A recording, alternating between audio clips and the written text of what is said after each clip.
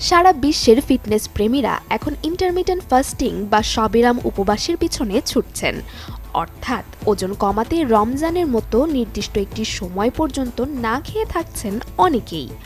তাই একটু সচেতন হলেই ধর্মীয় এই ইবাদতের সময়কে আপনি শরীরের মেদ ঝরানোর মোক্ষম অস্ত্র হিসেবে কাজে লাগাতে পারেন।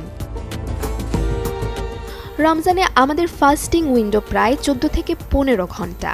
বিজ্ঞান বলছে 12 ঘন্টার বেশি না খেয়ে থাকলে শরীর জমানো চর্বি বা গ্লাইকোজেন পুড়িয়ে শক্তি উৎপাদন করে। তাই ইফতার থেকে সেহরি পর্যন্ত সময়টাকে বুদ্ধিমত্তার সাথে ব্যবহার করলে দ্রুত ফ্যাট লস করা সম্ভব। সারাদিন পর ইফতারে চিনিযুক্ত শরবত বা জিলাপি খেলে রক্তে ইনসুলিনের মাত্রা হুট করে বেড়ে যায়, যা চর্বি জমানোর প্রধান কারণ। তাই ইফতার শুরু করুন খেজুর ও সাধারণ পানি দিয়ে।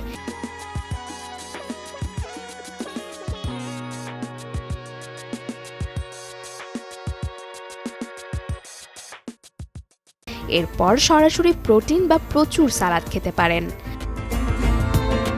ওজন কমাতে চাইলে সেহরি ও ইফতারে কার্বোহাইড্রেট বা শর্করা কমিয়ে ভাতের বদলে ওটস, লাল আটার রুটি বা প্রোটিন সমৃদ্ধ খাবার যেমন মাছ, মাংস ও সবজি রাখতে পারেন।